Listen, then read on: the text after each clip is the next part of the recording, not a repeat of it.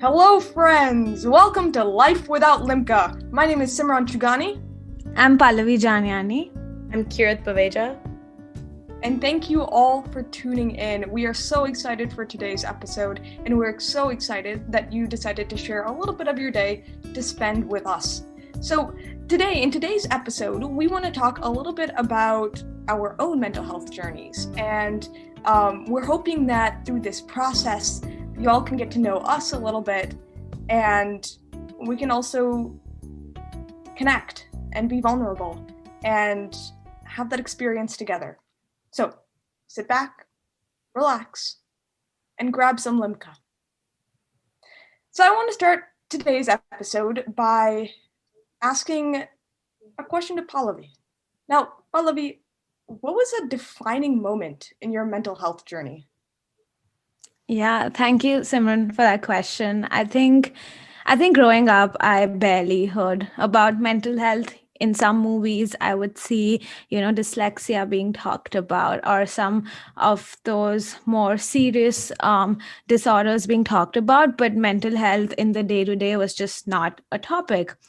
But I remember once I was in 10th grade, I started feeling really closed in the school that I was in. I just had a lot of experiences being bullied and just not having the best of situations, having friends, friend groups break apart and just things go all over the place. But I would try to tell myself, it's okay, it's okay. But it really wasn't okay. And then I again didn't know how to define it, what to call it. So I decided to just, leave that school, start afresh when it came to 11th grade. And then I went to this new school, and in India, like you select like streams to study in and you select specific subjects.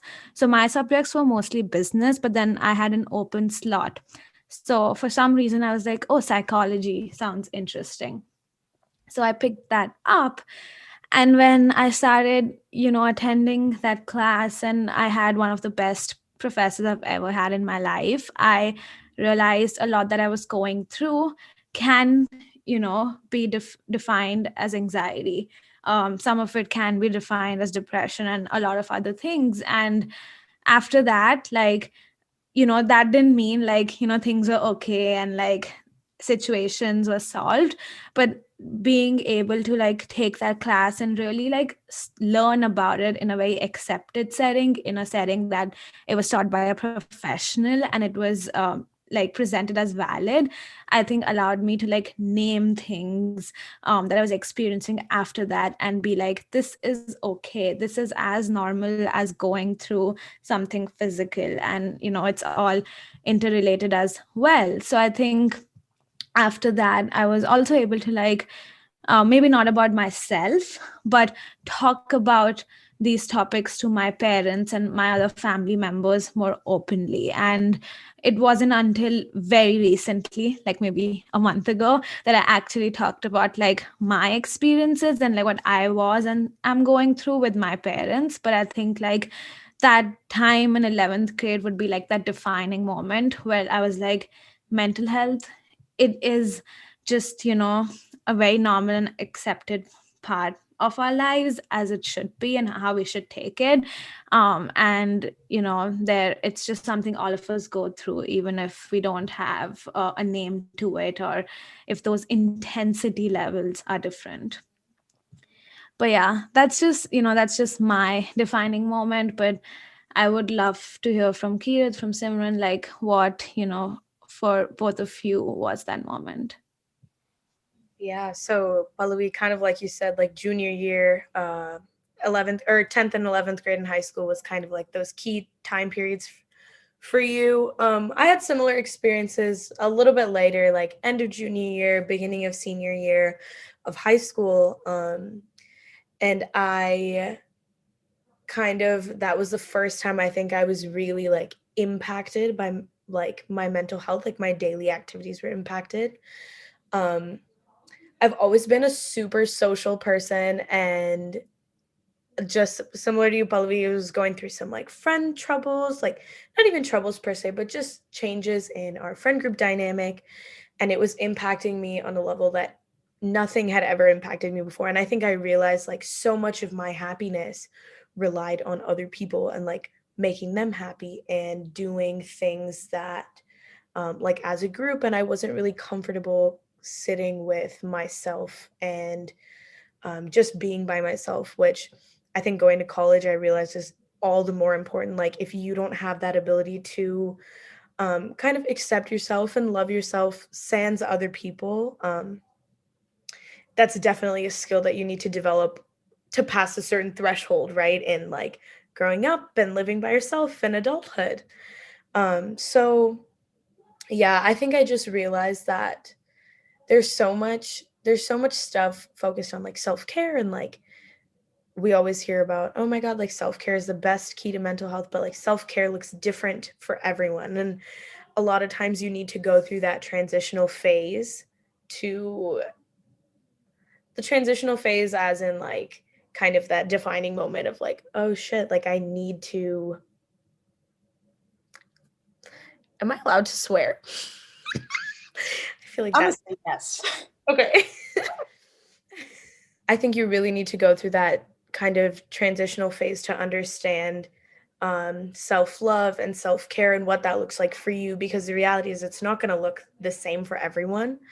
And so that was definitely the beginning of senior year, was my like definitional moment where I realized taking care of my mental health is the most important thing that I can do for myself, physically and mentally.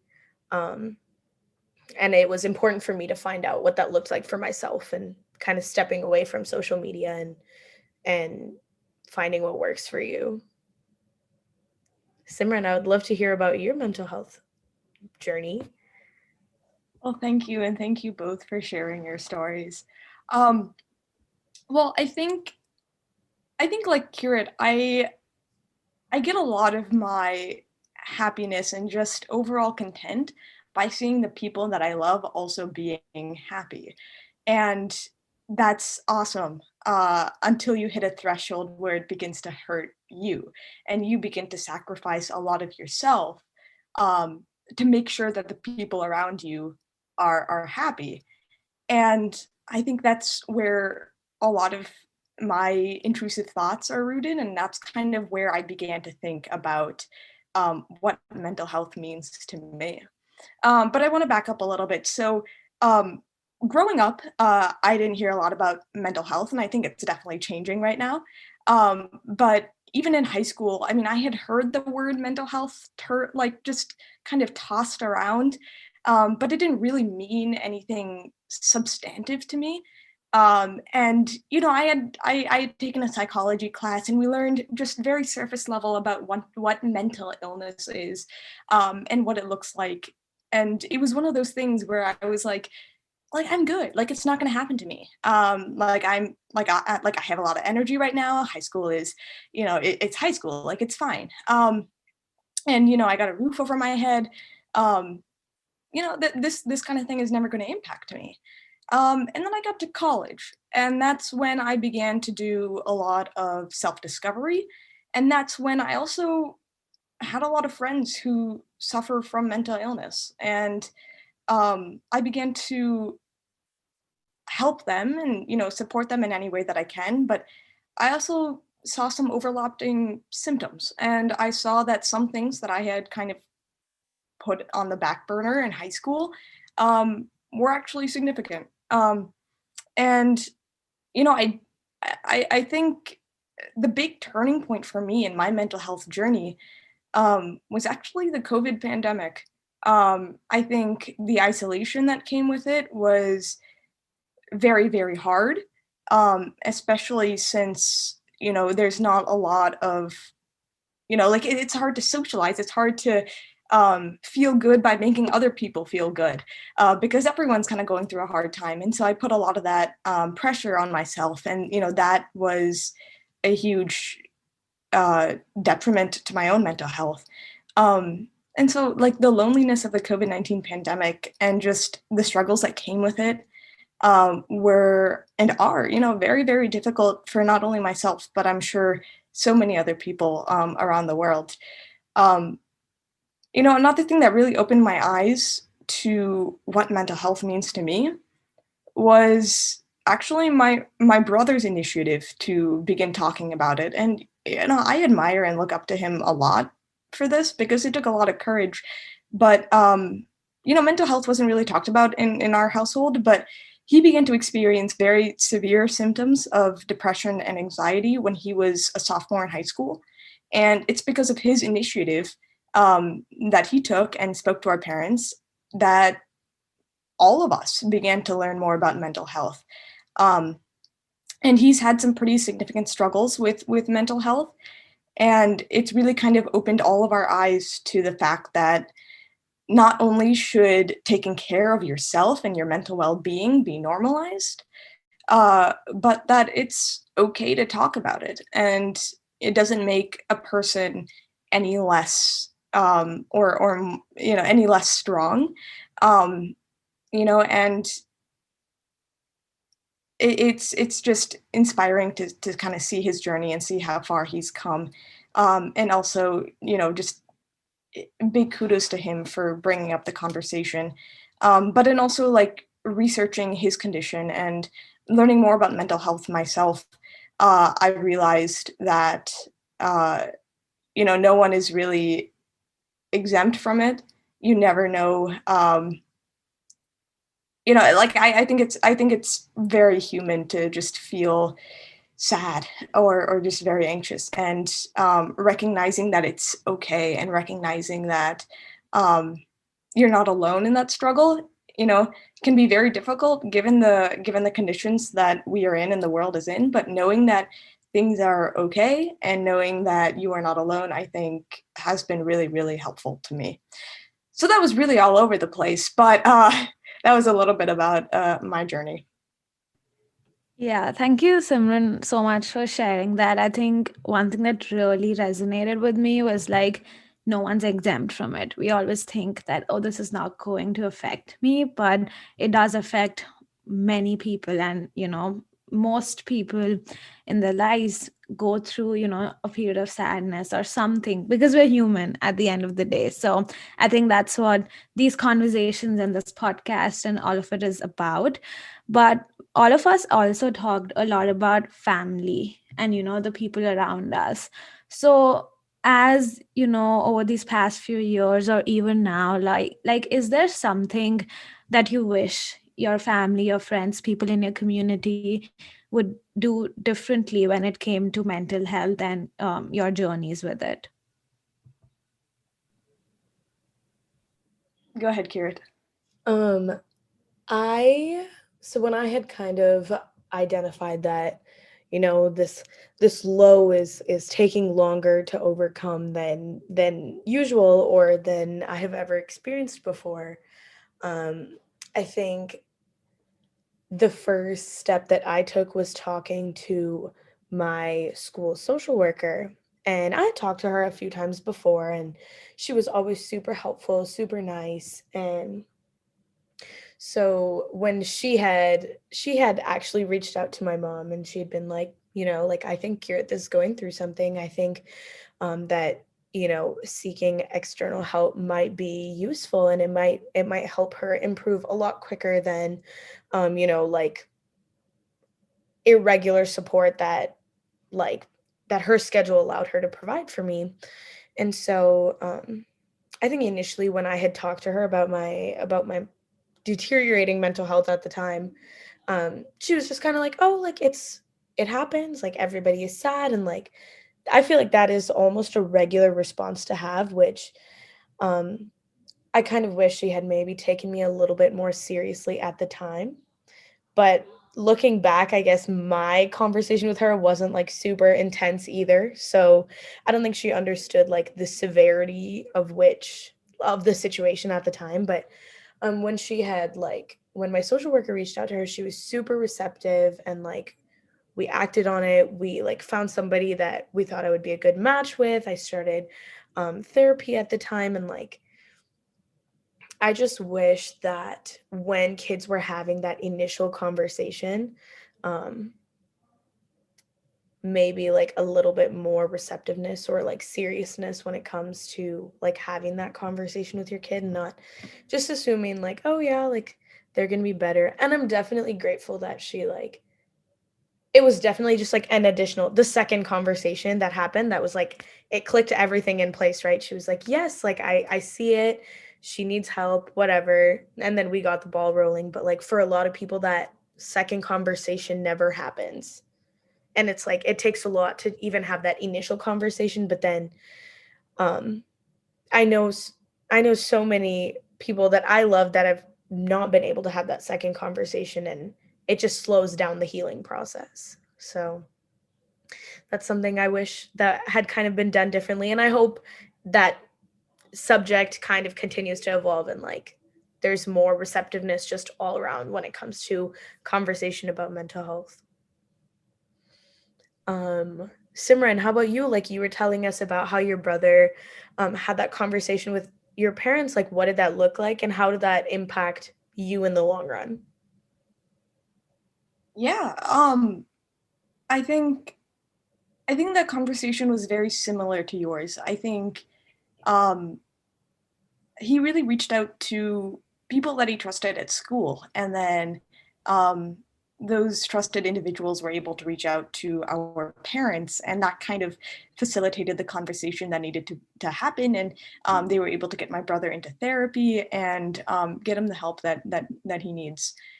Um, in terms of impacting me in the long run, I think it it kind of opened my eyes to the fact that, this is something that has persisted in my family for generations, and yet no one has really talked about it. No one kind of warned us growing up that this is something that you might feel, and here are the resources that might help you. And so, going back to the initial question that Pallavi posed is like, what can your family or friends do to help you in that case? I think one thing that would be helpful is just some sort of early intervention and some sort of scheduled time where family and friends can meet and do a weekly mental health check-in type of conversation. Because I know just personally, one of the hardest things for me is just taking the initiative to get help, or taking the initiative to just take up space or to vent even.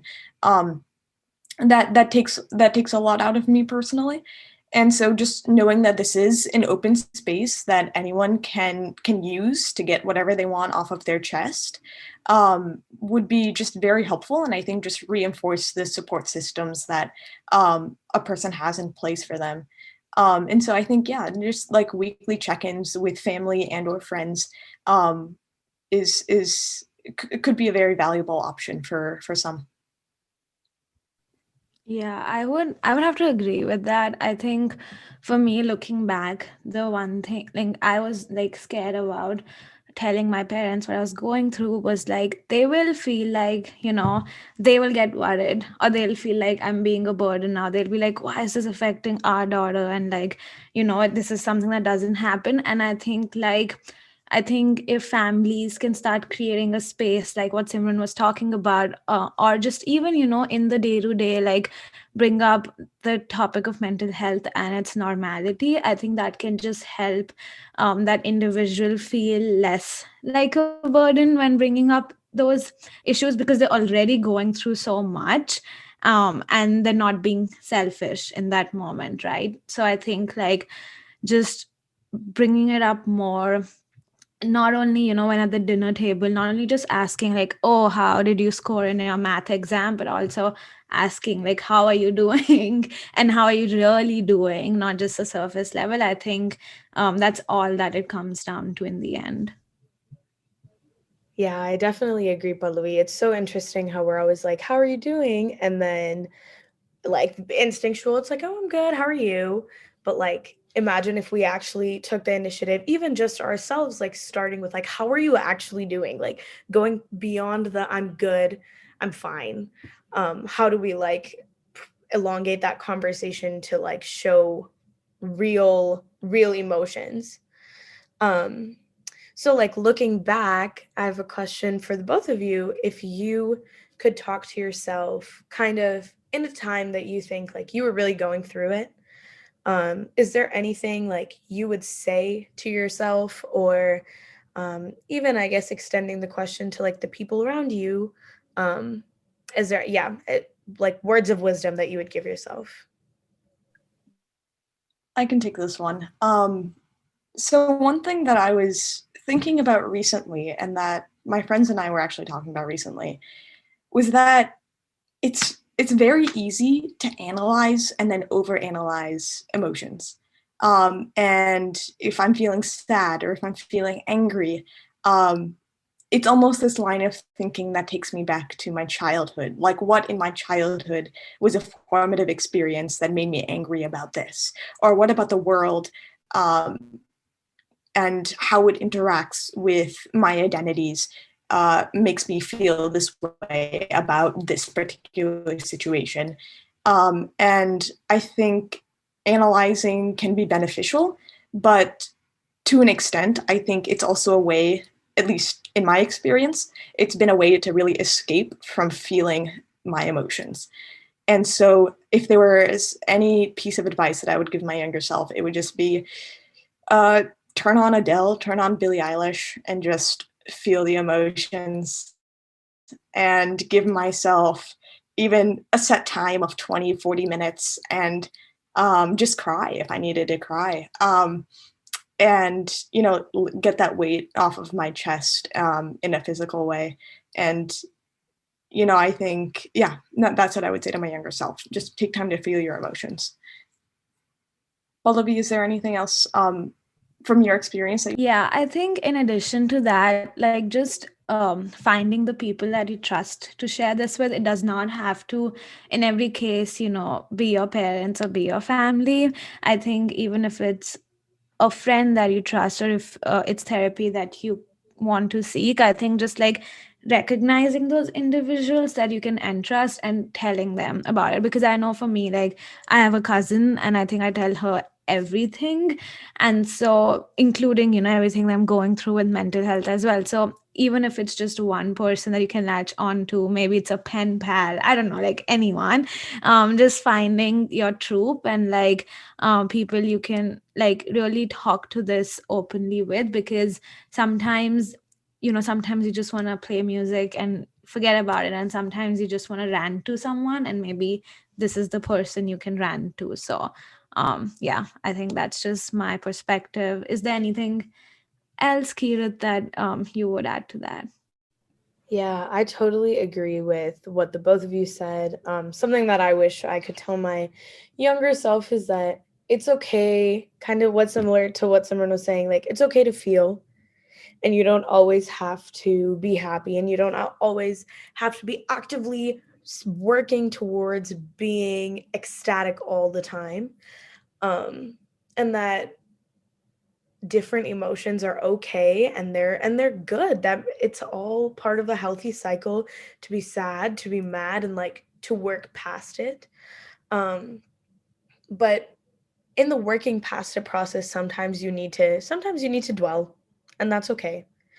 um and another thing, like, mental health looks different for everyone. For some people it's meditating, for some people it's exercising, for some people it's art, and you don't have to fit the mold of anybody else's self-care. Find what works for you. We always talk about like 100 different ways to practice self-care, and it's okay to focus on one that makes you feel good and makes you feel like the $1,000,000 that we all are. It's time to start embracing the $1,000,000 mentality. Everyone um, has that potential, and it's all about us being mentally healthy, physically healthy, emotionally healthy enough to reach it. Kirat, you mentioned um, going to a therapist. Can you tell us more about what therapy is like and how that was beneficial to you in your mental health journey? Yeah. I personally had an amazing experience with therapy. Um, I think a lot of what you learn from therapy, like when I had just started going, it was like, here's everything that's going on in my life. Can you give me some answers? What am I supposed to do? What path am I supposed to take? Like, tell me what to do. And the reality is therapy isn't like that. These counselors aren't like even life coaches per se, that they, guide the decisions that you make and the choices that you make in your relationships. It's more so about them teaching you how to healthily compartmentalize, healthily process emotions, healthily feel them and talk about them. And they kind of equip you with the tools to make decisions that you already want to make. I definitely think my biggest takeaway from therapy was it's okay to talk about your emotions, and it's healthy. And kind of touching on what you were talking about earlier, Simran, how you were talking about analyzing like what in my childhood experience, like what influenced me to think about things in this way or feel this emotion or react in this sense. I think what therapy taught me was it's okay to think that way and it's okay to analyze to a certain extent, but that can't be your whole mindset. And like, you can think about it and then you close the box and you put it away until you're ready to reopen it. And only you can kind of decide when that is a healthy and good time for you. I want to add one small thing to that. So I did therapy for a few weeks. And for me, I think it's important to recognize all of what Kirat said. I think it's true. Like, they equip you with the tools, but I think it's also important to recognize that you may not fit with the first therapist that you see, because without going into too many details, like the first therapist that I saw, she was South Asian, so I was like, okay, I'm gonna relate to her, like she can understand my experiences. But what I really felt in a lot of my sessions was like I was being talked to by like an auntie, like the way she was conducting, like that's just how it felt to me. And maybe that wasn't the right fit for me. It can be the right fit for someone else. So I think recognizing like it's not going to be magic, and it's okay, there's nothing wrong with you if it's not working for you in that first instance. When you feel ready, try again. I don't feel ready yet, so I'm not trying again right now. But I think recognizing that they don't have any magic wand that's gonna make it disappear. So yeah, like find your fit and just like work through it, because it also takes time. Yeah, another super important thing, Pallavi, that you touched on that I just want to explicitly say, it's not going to get better after the first time. And that is just the harsh reality. It's something that it's like, okay, if you break a leg, it's not going to heal the first time you go to the doctor. They're going to put the cast on. They're going to tell you how to take care of it. You're going to have to rest, it's not like exactly in Pallavi's words that they don't have a magic wand to make it all go away. And it's okay to experience that slow progress and learn as you go. Thank you for expanding on that, Kirat. Yeah, self-love is a process, and it's a lot of really, really hard work. So starting that journey is very brave and very, very commendable. And just like Kirat said, slow but steady. Yeah, it's a process. So we just wanted to share a little bit about our mental health journeys and kind of the processes that we went through. And we hope that you guys enjoyed listening to it. And upcoming, we're going to get a few more perspectives from people in the community, professionals, mental health advocates, and such. So stay following Life Without Limca for those journeys coming up. Thanks for listening to Life Without Limca. When the world comes crashing at your feet, it's okay to let others help pick up the pieces. If we're present to take part in your happiness when your circumstances are great, we're more than capable of sharing your pain. Rupi Kaur.